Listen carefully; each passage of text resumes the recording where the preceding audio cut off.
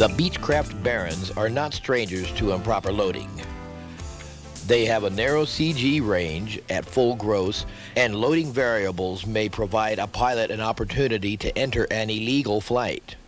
Many times, the pilot may not be aware of the transgression. Unfortunately, when the airplane encounters a condition of flight approaching the outside of the design standards, the sudden discovery may be catastrophic. The accident report will carry weight and balance as the secondary cause.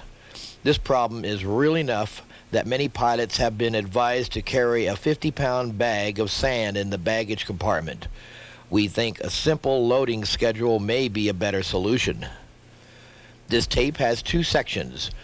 The first, a preview of the mysteries of weight and balance by Dr. Wellman, then a pilot operating handbook study of the method used by Beech Aircraft for arriving at the proper loading of a Baron. We will offer a method for constructing a simple graph for a loading schedule that will enable a Baron pilot to decide quickly and easily if planned loading will be within the approved envelope.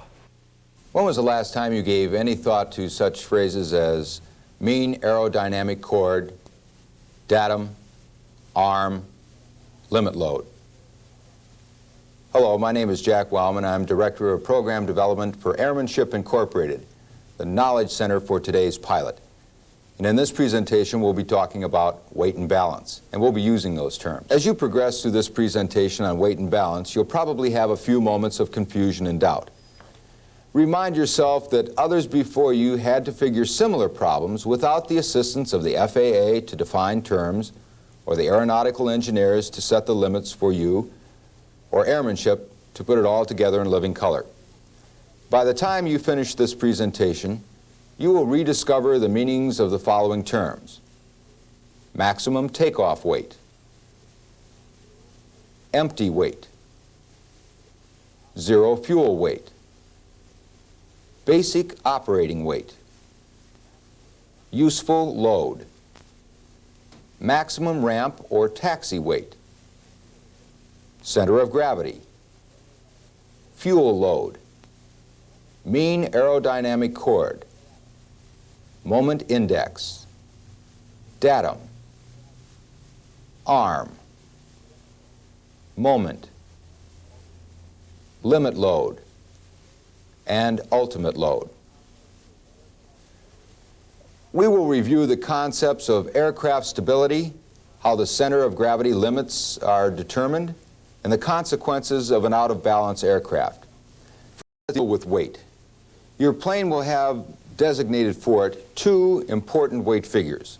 These are the empty weight and the maximum takeoff weight, sometimes referred to as the maximum gross weight. The empty weight consists of the airframe, engines, and all items of operating equipment that have fixed locations and are permanently installed in the aircraft. It includes optional and special equipment, fixed ballast, hydraulic fluid, fuel and undrainable residual fuel and oil. When oil is used for propeller feathering, it's included. Maximum takeoff weight is the maximum allowable weight at the start of the takeoff run. Some aircraft are approved for loading a greater weight, ramp or taxi weight, only to allow for fuel burn-off during ground operation. The takeoff weight for a particular flight may be limited to a lesser weight when runway length, atmospheric conditions, or other variables are adverse. Useful load is the weight of the pilot, co-pilot, passengers, baggage, and usable fuel. It is the empty weight subtracted from the maximum allowable takeoff weight. Some aircraft which have a high fuel burn rate are allowed to load heavier than the maximum takeoff weight. The difference between the ramp or taxi weight and the maximum takeoff weight is the fuel which the crew estimates that the airplane will burn during taxi and run-up. Other aircraft also have a maximum landing weight listed in their operating manuals. This is the maximum weight at which the aircraft may be normally landed. The maximum landing weight may be limited to a lesser weight when runway length or atmospheric conditions dictate. Within the FAA glossary of terms are two more weight definitions. Basic operating weight, the aircraft aircraft, including the crew, ready for flight, but without payload and fuel. The other term is maximum allowable zero fuel. It is the maximum allowable weight authorized for the aircraft, not including the fuel load. Zero fuel weight for each particular flight is the operating weight plus the payload. These two terms would be most applicable in the charter and freight divisions of general aviation. Among some pilots, there is an erroneous impression that the maximum takeoff weight is the limit that a plane can lift off the ground. While this may be true under certain conditions of density altitude, it is not the basic reason for a maximum takeoff weight. This limit is determined primarily on the basis of the aircraft's structural design. The wing will only support so much weight.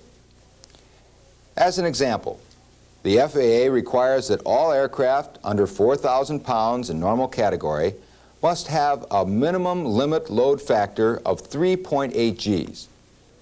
The limit load is that factor which an aircraft can repeatedly encounter without creating any structural damage. However, the stressing of an aircraft goes far beyond the limit load. Most general aviation aircraft are designed to accept a force 50% greater than the limit load for one occasion without structural failure occurring. This load factor is called the ultimate load. Between the limit load and the ultimate load, structural damage may probably occur in some form, but the aircraft will not come unglued in one single incident. A chart displayed here is commonly referred to as a VN diagram. On the grid, load factors are represented by horizontal lines and indicated airspeed in miles per hour by the vertical. The area enclosed by dotted lines is what you might call the operating envelope for the aircraft. Radiating out from 1G on the left margin are lines representing gust forces in feet per second. Note that above the 1G line, these gust forces are positive. These positive and negative gusts are related to the attitude of the airplane. On our diagram, we have used colors to illustrate the relationship of this diagram to your airspeed indicator. Point A is the minimum speed at which 1G can be maintained and is established as the stall speed. Lines C, E, and I, G represent the limit load. Structural damage may occur in any area of the diagram which is shaded gray. Maneuvering speed for this plane is located at point C. The curved portion of the dotted line is essentially a continuation of the level stall speed found at point A. Airspeeds less than that at point C cannot produce loads capable of damaging the aircraft. Well, let's suppose that you flew into some turbulence which called for reduced airspeed. You reduce your speed to 100 miles per hour. Suddenly you're hit by an upgust of 30 feet per second. Look at the chart where the 100 miles per hour and the 30 feet per second gust lines cross. The point is outside the operating envelope, meaning that under those conditions you would stall. Sticking with the maneuvering speed for your aircraft will assure you of meeting the limit load while keeping you away from the danger of an inadvertent stall. An aircraft with a maximum takeoff weight of 3,500 pounds will have a limit load of 13,300 pounds based on a factor of 3.8. Now, on a cool day, you could probably get the plane off the ground with a 500-pound overload. However, if you were to hit an upgust, which put a 3.8 G force on your plane, you would be forcing it to accept a full ton more of weight at that instant than it was designed to take. A post-flight inspection should be conducted to locate any wrinkled skin or popped rivets. Repeatedly subjecting your plane to this type of stress may even cause catastrophic failure to occur on some occasion before the ultimate load factor is reached. A negative limit load factor is also designated for all aircraft. It is usually a smaller number except for aerobatic aircraft. Other than down gusts, most aircraft do not receive many really heavy negative G-forces, student landings being the exception, of course.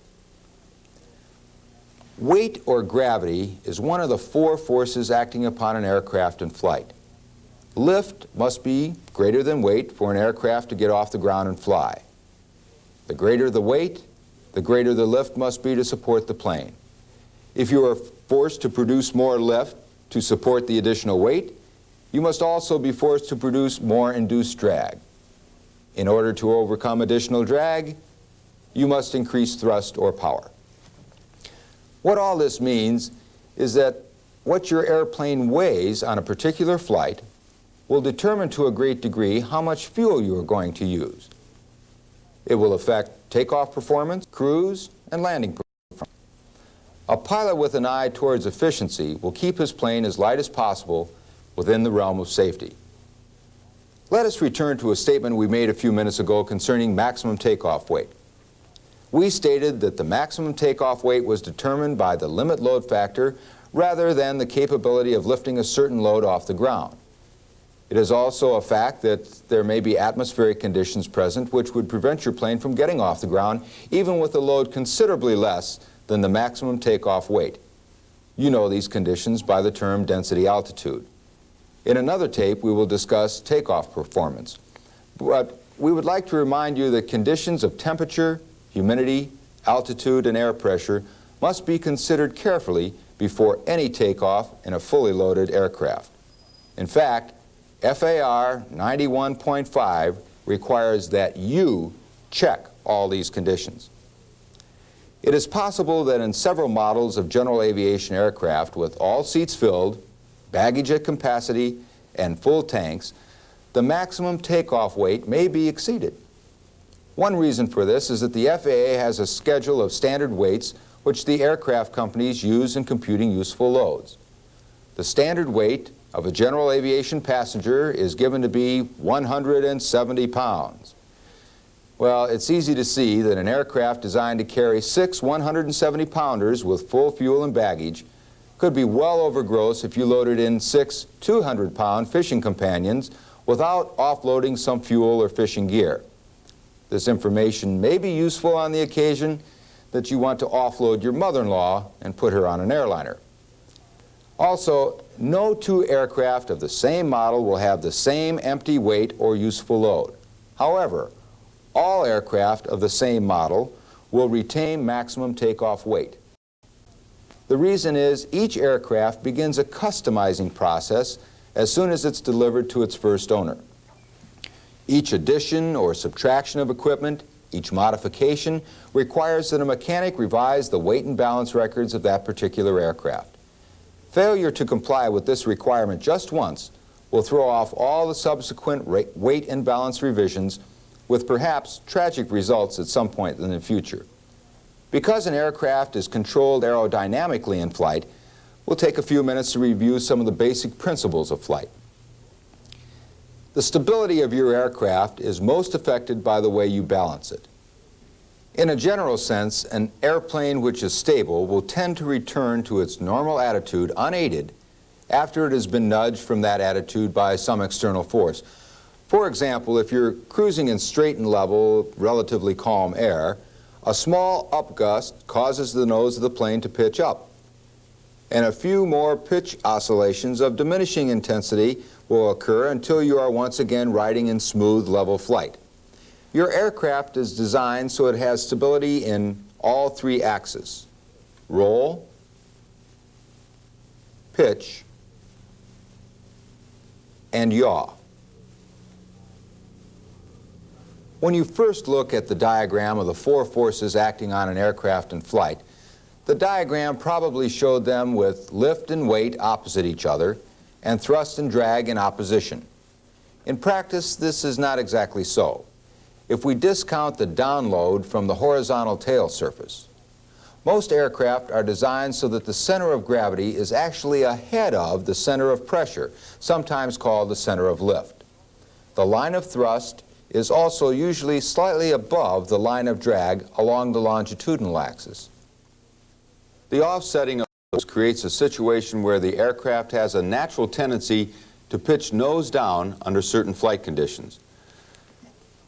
To counter this nose-down tendency, the horizontal tail is set at an angle of incidence which will produce negative lift, a downforce.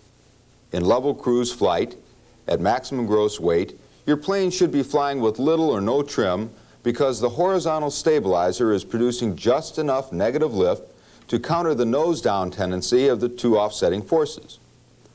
When an upgust shoves the nose up, the angle of attack of the stabilizer lessens and may even go from negative to positive. This causes a reduction in the negative lift of the stabilizer. At this point, the center of gravity ahead of the aerodynamic center will cause the nose to pitch down. After a few seconds of down pitch, the horizontal stabilizer will regain enough negative lift to push the tail down and the nose back up. The pitching oscillations will each diminish in intensity until the tail is once again in balance with the center of gravity. An aircraft which can do this is said to have both static and dynamic stability. Now, let us suppose that in loading your plane with fuel, passengers, and baggage, you have moved the center of gravity beyond the forward limit. The horizontal tail is probably in a fixed angle of incidence and therefore will always produce the same negative lift at maximum gross and level cruise. Since you have moved the center of gravity ahead of the center of lift, you must do something to counter the additional downforce of the nose. You do this by using some up elevator. As the center of gravity is moved further forward, you will at some point reach full up elevator in attempting to control the down pitching nose. Beyond that point, no additional aerodynamic control is available, and your plane will continue to dive until it hits the ground.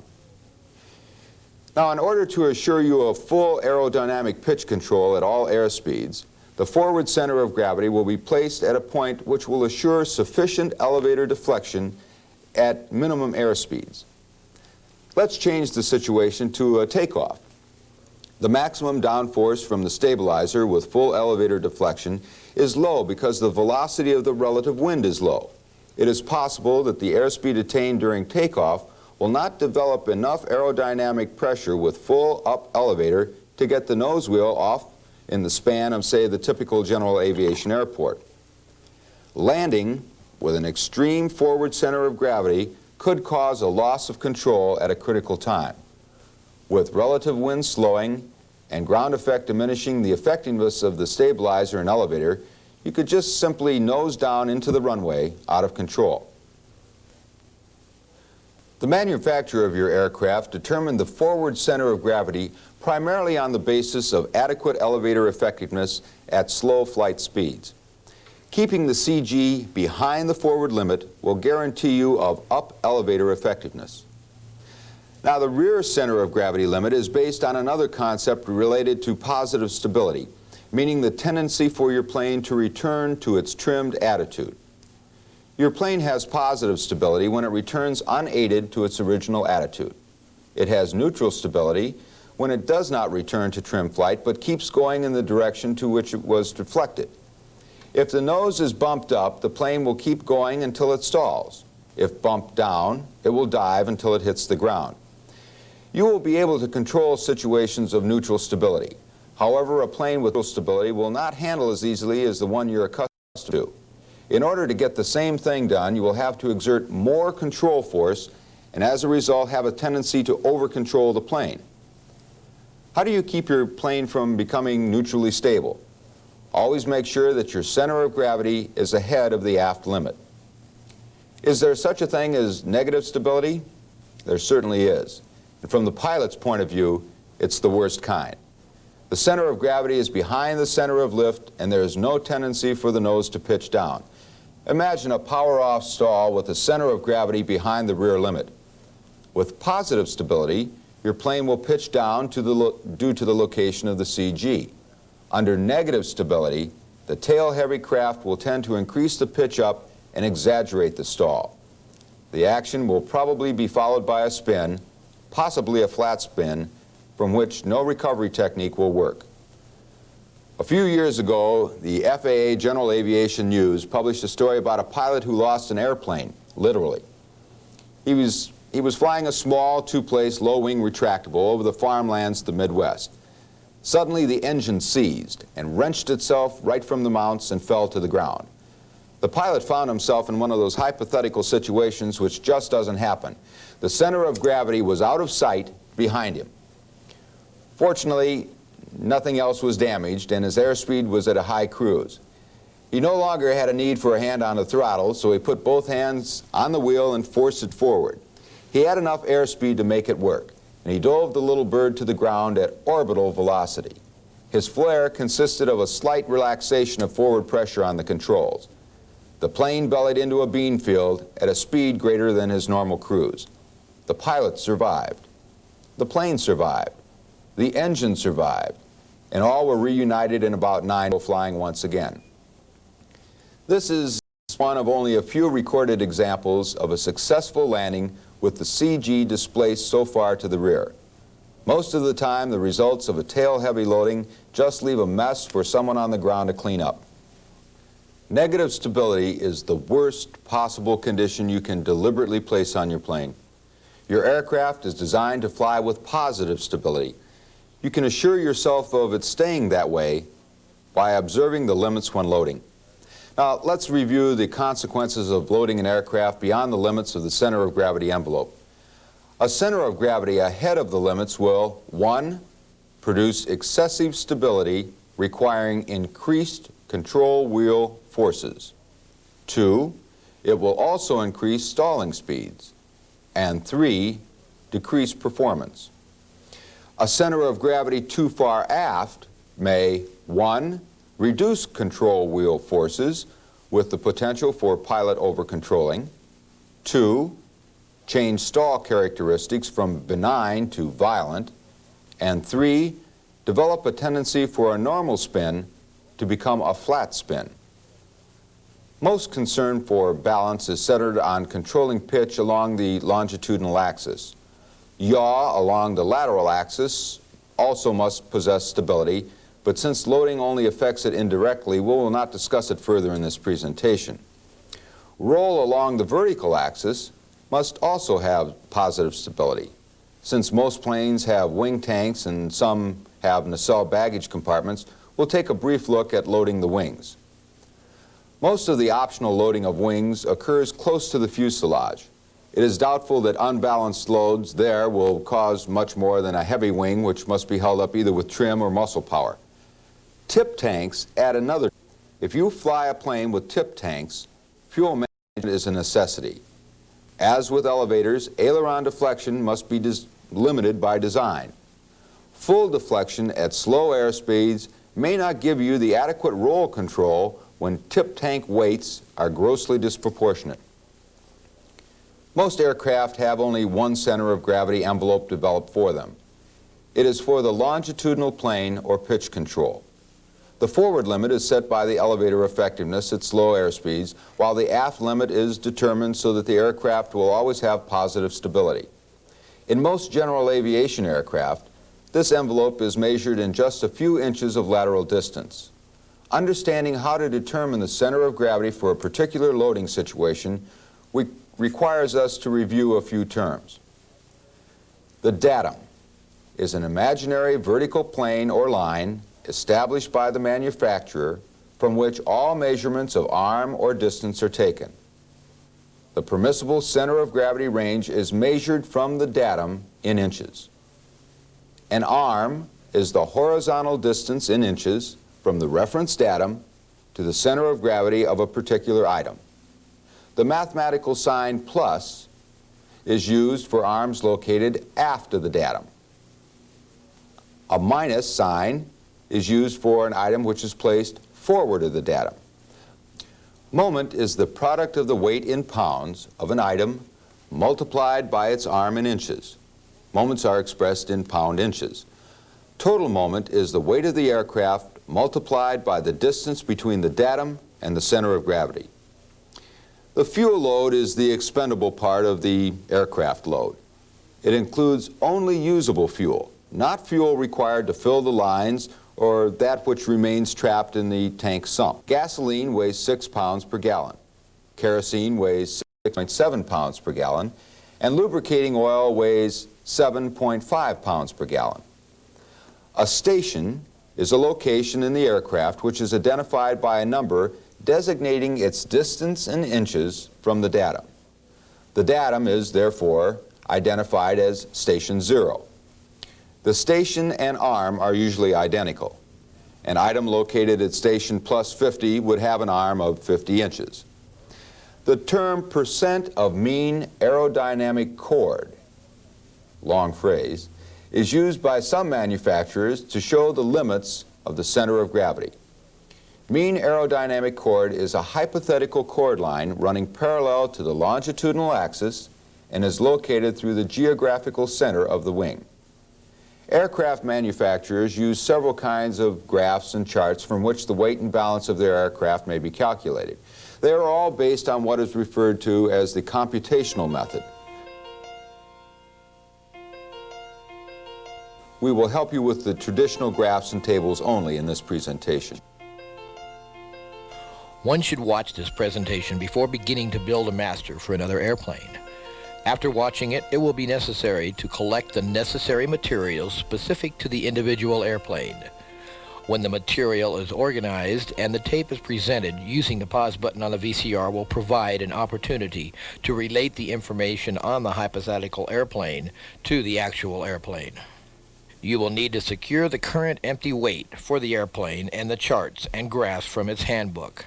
The moment limits versus weight chart, the useful load weights, and moments charts for occupants, the chart for baggage loading, the chart for fuel loading, and the moment limits versus weight graph that will be the template for the matter.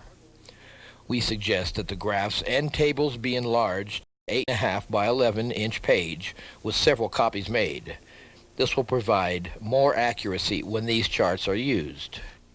The enlarged takeoff weight graph from the performance section of the POH should be mounted on the back side of the completed moment versus weight master for future use.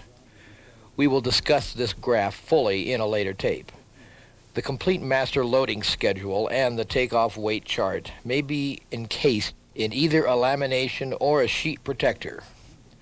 If keeping a complete trip record for each flight is useful, 100 loose leaf copies of the master can replace the lamination. A small clear plastic straight edge, a good ink pen, and a pen with erasable ink will be useful for establishing intersection points in the construction of and use of the completed master in flight operations. Beech aircraft tables and graphs remove most of the calculation phase of schedule preparation. We will use these to construct a master that gives a pictorial representation of the loading condition. Following is easy and requires very little arithmetic to operate. The principle is quite simple. At any given station, any weight increases gives a corresponding moment increase. Weight and moment buildup follows a slope peculiar to that station. We will create reference lines each with its own slope for each station. When a line parallel to the reference line from one station is joined at a specific weight point on the parallel line of another station, the new line will lead to a new center of gravity when the desired new weight increases is reached. The basic operating weight in our model that includes the pilot and navigation gear totaling 200 pounds is a constant. All other adjustments may be made by extending or retracting the reference lines if weight deviates from standard. The planning should begin with the occupants being added, then the baggage, and finally the fuel. The primary margin for error with this method lies in the accuracy of the original construction. Our model has broad lines and large dots for camera visibility. The working master should have narrow, well-placed lines and small dots. If the final graph reading raises questions about accuracy on a loading, it should be quickly checked against the tables. To begin the master, the basic empty weight must be current and correct. For our example, we will use a hypothetical 58 with a 3,700 pound empty weight and a 5,500 pounds maximum gross weight. With that information, one turns to the weight limit versus moment table and reads down the weight column to the proper empty weight. The next two columns opposite represents a forward and aft loading possibility. Reading down the forward limit column, we find that this weight has a 2,738 forward limit. The aft limit is 3,182. We will interpolate this to 2960. Turning to the moment versus weight graph and reading up the right side, we find the 3,700 pound horizontal line and hold it while we find the 2,900 and 3,000 diagonal moment line. Between those two, 2960 can be found, and we hold this line with our straight edge and run down intersection with 3,700 pounds. It is necessary to place a dot here to flag this point to define a line we will draw. We will mark this intersection with a dot. Following the slope of the moment lines to the bottom of the graph, we read less than 80 inches in the bottom scale. We are near the center of the envelope. That is an ideal position for the empty weight. Next, we will prepare a scheduled loading, the passengers first. Air carriers may use 180 pounds per passenger and baggage on a 40-60 mix of male and female for their loading schedules. If they are carrying a professional football team or soldiers loaded with combat gear, this may be altered to fit the occasion. We believe that the 170-pound standard adopted by General Aviation is satisfactory except when unusual situations arise. For this illustration, we are loading a club seating configuration, but the charts will conform to any scheduled sanctioned by Beech. Turning to the occupant loading tables, we decide that we will load the pilot at 200 pounds to take care of navigational equipment and the co-pilot, and all other passengers at 170 pounds. The weight column is on the far left of the tables. Reading across to the right, we find provisions for 4 seating possibilities. We will concern ourselves with the front seats for the pilot and co-pilot, the third and fourth aft-facing seats, and the club seating in the rear. Possible cargo loading with the seats removed will require another complete calculation. If this becomes necessary, be aware of the floor loading limitation. Reading across from the 200-pound weight, we find that for the front seats, the moment is 150 forward and 164 aft. Interpolating, we select 155. Back to our graph, we add the 200 pounds to the 3,700 pound empty weight and establish 3,900 pounds as the basic operating weight. Adding the 155 moment to the 2960, we arrive at 3115 as the new moment and place another dot at the intersection. The dot we place at this intersection marks the basic operating weight, or bow, and will be the point of origination of all future schedules since we must always have the pilot on board. The co-pilot's 170 pounds and the interpolated moment of 133 added gives us another intersection requiring a dot. When this is completed, we have loaded the forward seats or crew stations. If we have done our work properly, the 3 dots connected will form a straight line. We can move on to the aft-facing and the club seats and repeat the loading process for each. When we have completed, we will have 3 straight lines connecting 7 dots. Unfortunately, the last passenger has placed the airplane out of CG before we have completed loading. We may have to decide to offload this passenger. Hopefully, our schedule will let us avoid this. We must examine the impact of baggage loading on our problem. To do this, we need baggage reference lines. First, a check should be made of the current 337 form to be sure that no equipment has been installed in the baggage areas that would reduce allowable baggage. To prepare the lines, Turn to our baggage loading tables. We note that the 300 allowable pounds in the nose only increases the moment by 45. For our master, we have set the baggage reference lines off the loading plot, but within the envelope to illustrate the point that moving the straight edge parallel to the reference line will enable us to find a new CG without further calculation. We have anchored our model at the intersection of 3,500 pounds and a moment of 2,800. We rise to a moment increase of 2,845, and at the intersection of 3,800 pounds we place a dot. Connect the 2 points and we have a reference line for nose baggage. You may anchor the starting points for these reference lines at a place that seems most convenient for your operation. Repeating the process for 120 pounds and a 216 moment increase for the aft baggage will complete the 2 baggage lines. Note that the slopes are in different directions and that it requires a great deal of weight to have much impact on the nose moment. With the addition of the fuel reference line, we will have completed our master. The fuel offers the most simple concept in the weight and balance standard for the Baron. For our master, we will assume that we may carry 194 gallons weighing 1,164 pounds, and the fuel table tells us this will give a moment increase of 974. This permits us to graph a vertical rise that is only slightly biased to aft loading. We have assembled all the reference lines in our master and have them labeled for instructional purposes. The reference points are easily identified visually, and many people refer to use this master without the labels. That should be a legitimate call of the pilot. Now we may address the problem we have found in our practice loading. Obviously, we must load weight forward. Loading 300 pounds in the nose may be a solution.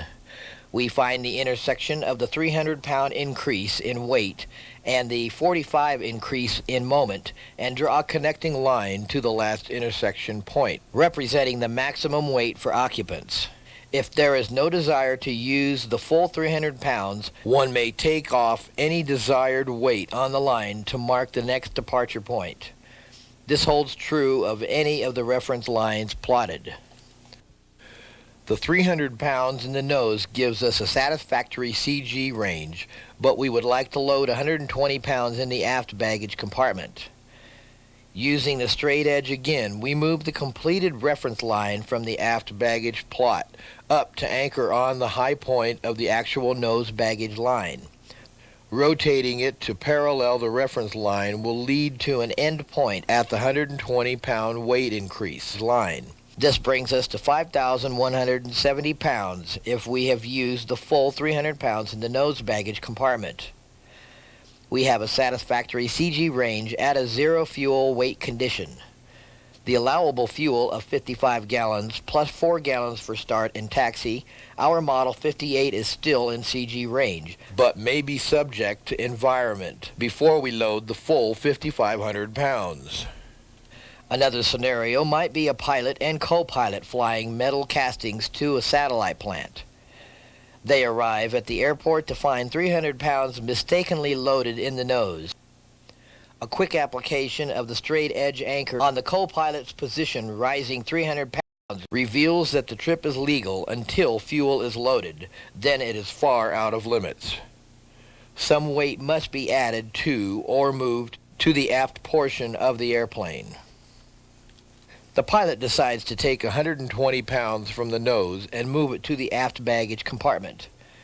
To do this, he will go up the nose baggage line and establish a new anchor point at the 180-pound increase point. He then rotates to parallel the aft baggage line and rises 120 pounds is found on the right side scale. We need draw no more lines. The visual presentation is clear. We can load fuel to full tanks of 5,534 pounds, allowing for start and taxi, and have a 10-pound overgross condition at takeoff. It should be noted that overloads this small have been mentioned in accident reports. Many flights will be conducted with fuel load rather than passenger load being the primary concern. We suggest that for those flights, a second master be constructed if the graph only requires a single fuel reference line. The line can anchor on the basic operating weight, and further evaluation can begin from the top of the desired fuel load. If this chart is to be used, the two masters may be placed back to back inside a sheet protector or lamination. A pilot using the graph will find it necessary to be aware of the takeoff weight limitations taken from the appropriate chart. This is important enough that it may be advisable to lay down a horizontal line marking the new maximum weight rather than depending on dot placement alone. This will ensure a more accurate loading. We have developed a master schedule for a hypothetical 58 that we can use as a permanent record in any actual flight program. The procedure we use to develop it will work for any bearing. Loading on the different model bearings varies a great deal depending on center of gravity limitations and performance under different conditions. Although the layout looks different on this sample 55 model, the principles are the same.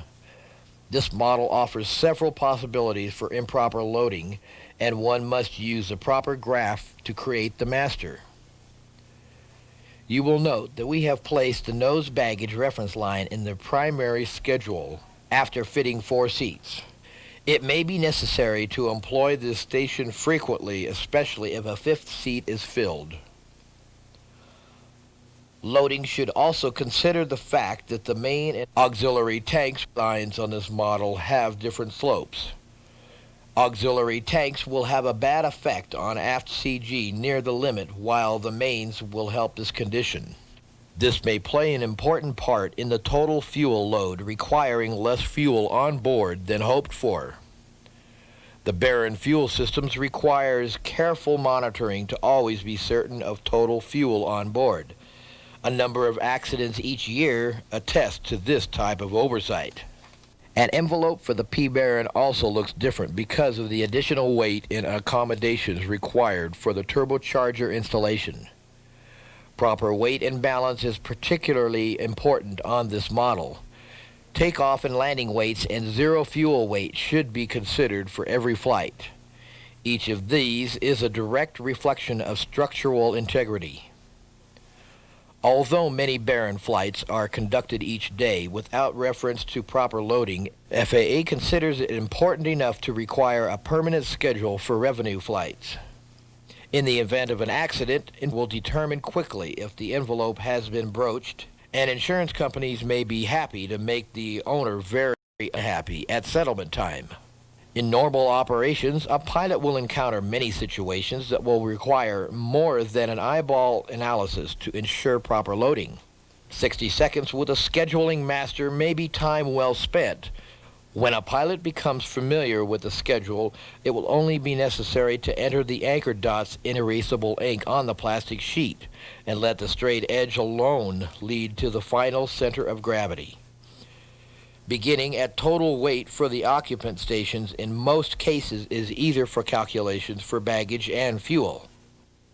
Management of weight in the Baron is a very important ingredient in safety of flight. We hope this very functional tool will increase safety in your Baron.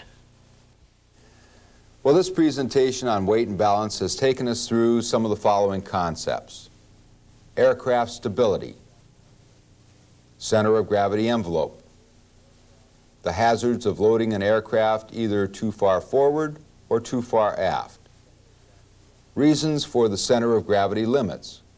We also reviewed the following terms: datum, arm, moment, empty weight, maximum takeoff weight, maximum gross weight, useful load, maximum ramp or taxi weight, center of gravity, fuel load, moment index.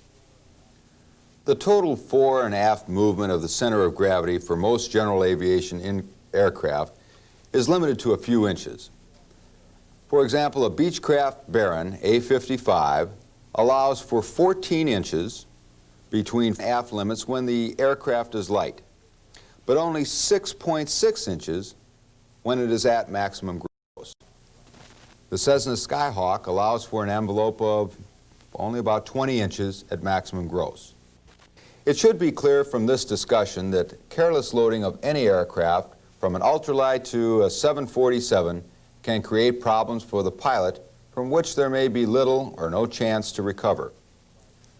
Large numbers of flights are conducted each day with 1 or 2 persons on board and only a briefcase and a map case for baggage. The need to calculate weight and balance is remote in these situations, especially when the atmosphere is near standard. However, when the loading of your aircraft involves weight at each station, bulky baggage, cargo, or a gross weight approaching maximum allowable, take the extra few minutes necessary to calculate your weight and balance. It's not only safer, but proper arrangement of weight could save you a few dollars in fuel costs and may get you to your destination a little sooner. We believe you know the consequence for failure to recognize and deal with weight and balance in your aircraft. We hope that this airmanship presentation will bring you greater safety and more pleasure to you as you fly.